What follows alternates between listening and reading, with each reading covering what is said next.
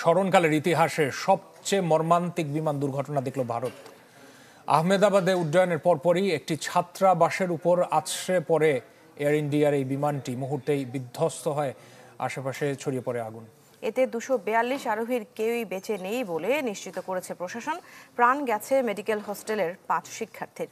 এই ঘটনায় শোক জানিয়ে ভারতের প্রধানমন্ত্রী নরেন্দ্র মোদীকে বার্তা দিয়েছেন প্রধান উপদেষ্টা ডক্টর মোহাম্মদ ইউনূস। উড্ডয়নের কয়েক মিনিটের মাথায় আহমেদাবাদের মেঘানী নগরে এভাবে আছড়ে পড়ে এয়ার ইন্ডিয়ার বিমান। মুহূর্তেই চারপাশে ছড়িয়ে পড়ে আগুনের কুণ্ডুলি। ক্রুসহ 242 আরোহী নিয়ে লোকালয়ে বিধ্বস্ত হয় লন্ডনের উদ্দেশ্যে যাত্রা করা বিমানটি। গিয়ে পড়ে একটি ছাত্রাবাসের ওপর। এ সময় আগুন ছড়িয়ে পড়ে আশপাশের ভবনে, পুড়ে ছাই হয়ে যায় রাস্তায় পার্ক করা গাড়িও। দ্রুত স্থানীয়দের সাথে উদ্ধার কাজে যোগ দেয় ফায়ার সার্ভিসের কর্মীরা। গুরুতর আহতদের নেওয়া হয় স্থানীয় সিভিল হাসপাতালে।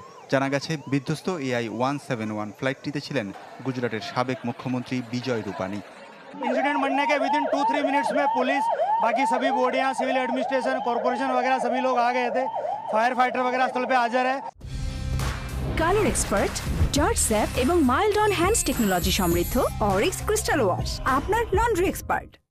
বিমানের যাত্রীদের মধ্যে 53 জন ব্রিটিশ, 7 পর্তুগিজ এবং 1 জন কানাডিয়ান বাদে বাকিরা ভারতীয়।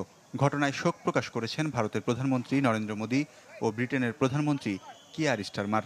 শোক জানিয়ে নরেন্দ্র মোদীকে বার্তা দিয়েছেন প্রধান উপদেষ্টা ডক্টর মোহাম্মদ ইউনূস।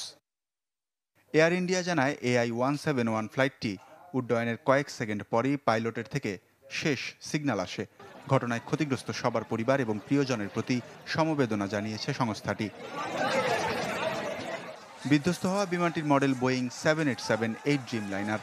মাত্র 6 সপ্তাহ আগে এই মডেলের বিমানে 100 কোটি যাত্রী পরিবহনের মাইল ফলক অর্জন করে মার্কিন কোম্পানিটি। তাই এত বড় দুর্ঘটনার পর বিতর্কের মুখে পড়েছে নির্মাতা কোম্পানিও।